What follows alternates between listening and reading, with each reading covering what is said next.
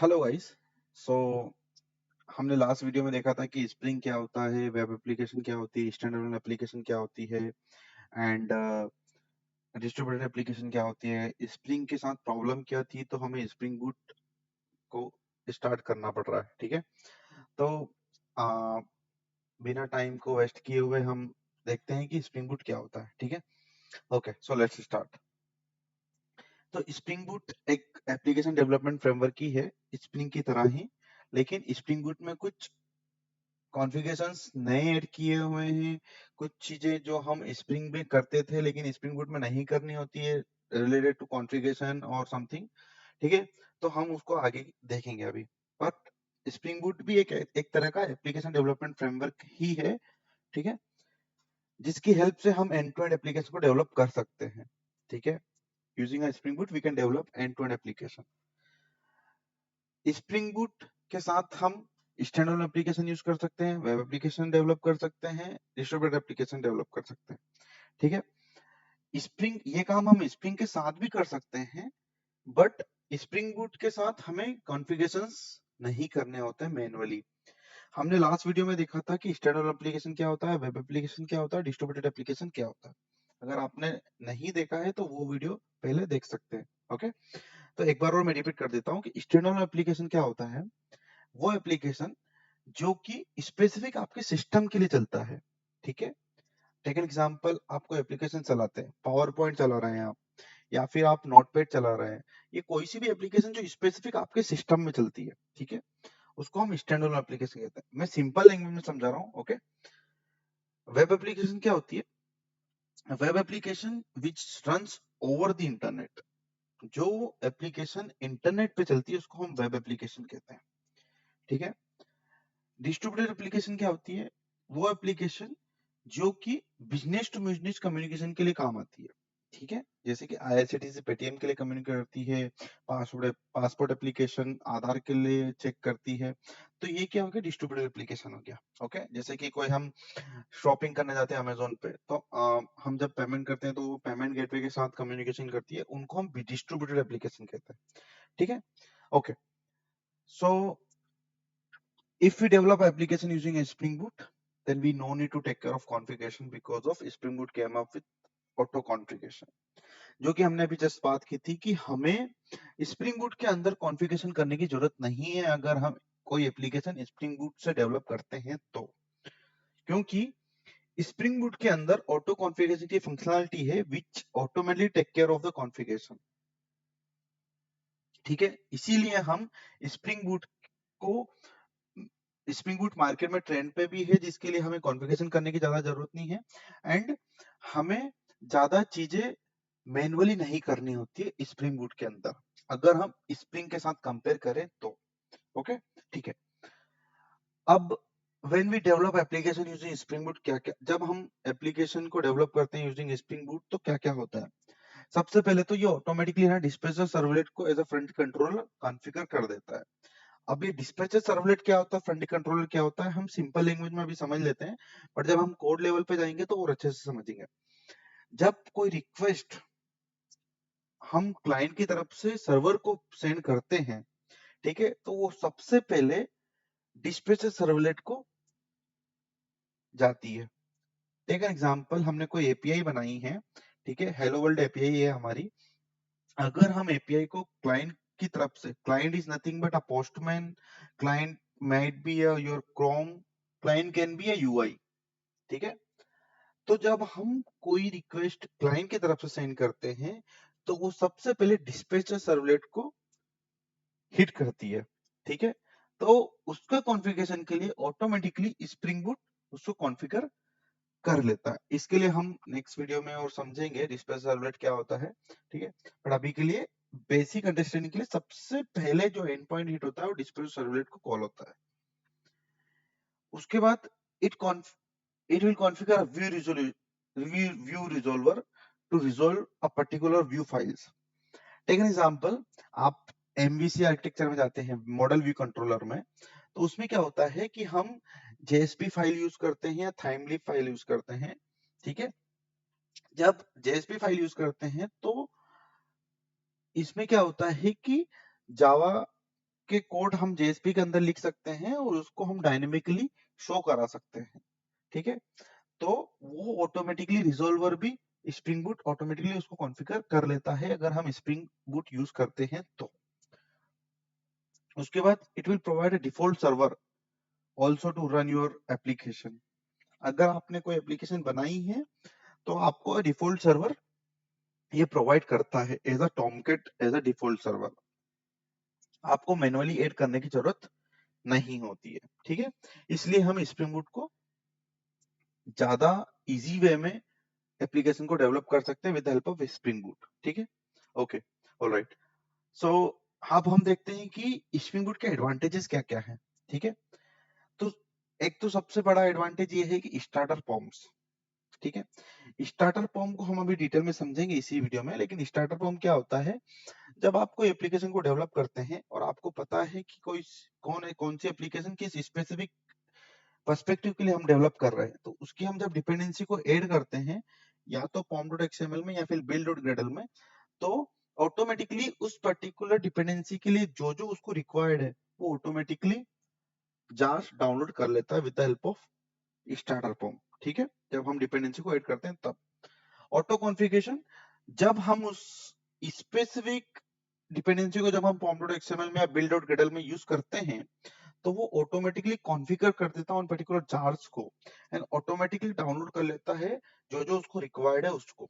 ठीक है, तो ये इसके एडवांटेजेस हैं जब हम स्प्रिंग बूट को यूज करते हैं तब।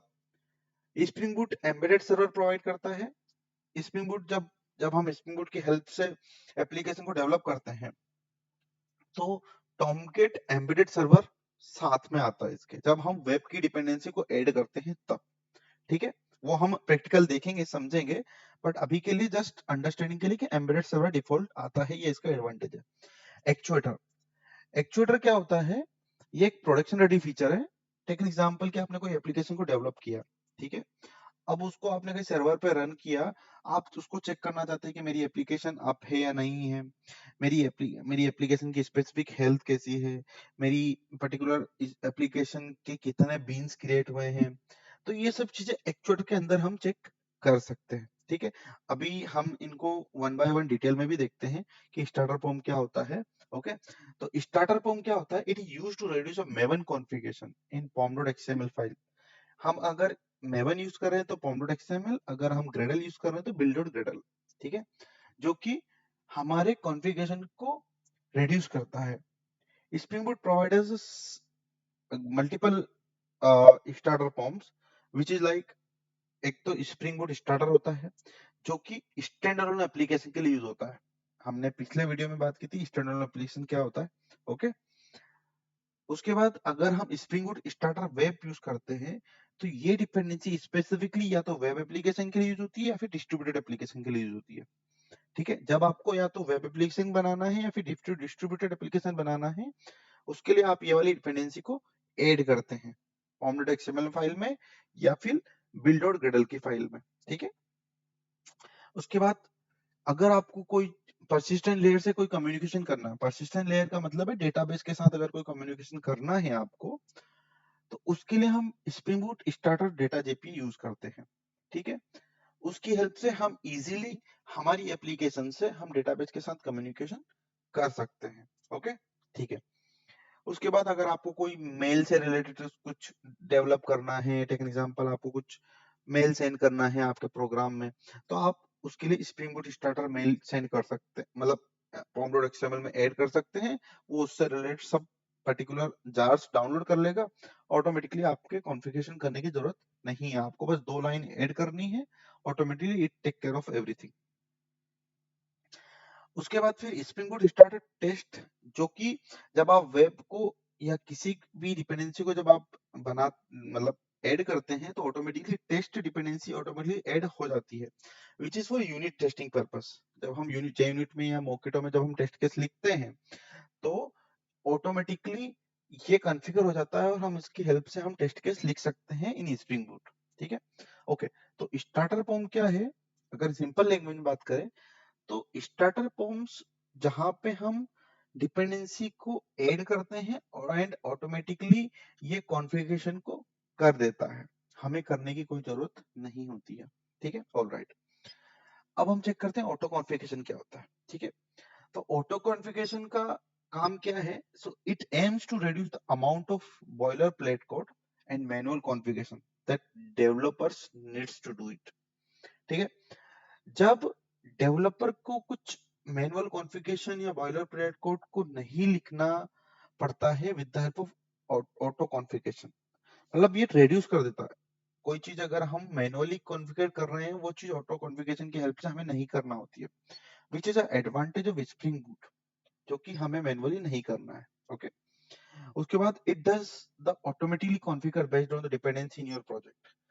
मैंने अभी बताया, अगर हमको डिपेंडेंसी को हम pom.xml में कहीं ऐड करते हैं, तो वो ऑटोमेटिकली उसको कॉन्फ़िगर कर देता है।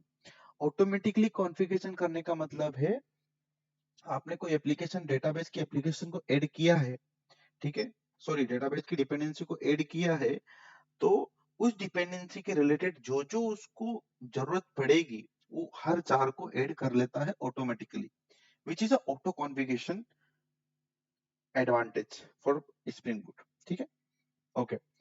अब हम बात करते हैं एम्बेडेड सर्वर्स क्या होते हैं। Embedded servers is a web server that included as a part of your application and allowing us to run our application. जब हम वेब एप्लीकेशन को ऐड करते हैं, मतलब जब हम वेब एप्लीकेशन को क्रिएट करते हैं, तो एम्बेडेड सर्वर हमारे को ऑटोमेटिकली ये उसमें आता है।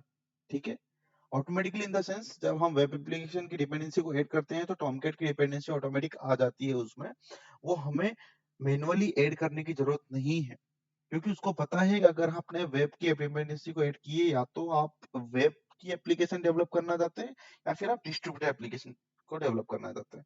इन दोनों केस में सर्वर की जरूरत होती है, क्योंकि आपको कहीं ना कहीं उसको टेस्ट करना होगा, करेक्ट। तो उसके लिए एम्बेडेड सर्वर का एक एडवांटेज है, जिसकी हेल्प से आप इजीली आपकी एप्लीकेशन को लोकल में डिप्लॉय करके आप रन करके टेस्ट कर सकते हैं। ओके, उसके बाद spring boot provide a built in support for various embedded web servers. बहुत सारे वेब सर्वर्स अवेलेबल है, उनको हमें अगर यूज करना है, तो हम मैनुअल मतलब यूज कर सकते हैं इजीली। फर्स्ट है जो अपाचे टॉमकैट, जो कि डिफॉल्ट एम्बेडेड सर्वर है। जब हम वेब की डिपेंडेंसी ऐड करते हैं, तो ऑटोमेटिकली ये ऐड हो जाता है। उसके बाद फिर जेटी एक सर्वर है, जिसको अगर आपको टॉमकैट यूज नहीं करना है, तो आप जेटी भी यूज कर सकते हैं। एक नेटी सर्वर है, अगर आपको इसकी डिपेंडेंसी ऐड करोगे, तो ये वाला सर्वर ऐड हो जाएगा, एंड देन आप इस सर्वर की हेल्प से आपकी एप्लीकेशन को लोकल में रन करके टेस्ट कर सकते हैं। ओके, ठीक है। अब एक्चुएटर्स, एक्चुएटर्स हमने समझा था थोड़ा सा, कि it is a Spring boot provided actuator which are used to provide a production ready feature of our application. ये क्या करता है, हमारी एप्लीकेशन के लिए प्रोडक्शन रेडी फीचर्स प्रोवाइड करता है। अब प्रोडक्शन रेडी फीचर्स क्या क्या होते हैं, कि production ready features in the sense of, जब आप आपकी एप्लीकेशन को कहीं भी प्रोडक्शन पे डिप्लॉय करते हैं, ठीक है, तो उसकी कहीं ना कहीं तो चेकिंग होगी ना, कि आपकी एप्लीकेशन अप है या डाउन है, या आपके कितनी रिक्वेस्ट आ रही है पर्टिकुलर मिनट में या फिर पर्टिकुलर सेकंड्स में, या फिर multiple things available for that. ठीक है, उसके लिए एक्चुएटर यूज होता है। तो हम एक्चुएटर की हेल्प से चेक कर सकते हैं कि what is the health of our application. ठीक है, हेल्थ इन द सेंस की ये अप है कि डाउन है। How many objects created for our application, कितने ऑब्जेक्ट्स क्रिएट हुए हैं हमारे स्पेसिफिक पर्टिकुलर एप्लीकेशन के लिए, कितने ऑब्जेक्ट्स क्रिएट हुए हैं ये हम चेक कर सकते हैं। हाउ मेनी मेमोरी यूटिलाइज्ड, हमारी एप्लीकेशन कितनी मेमोरी यूटिलाइज कर रही है।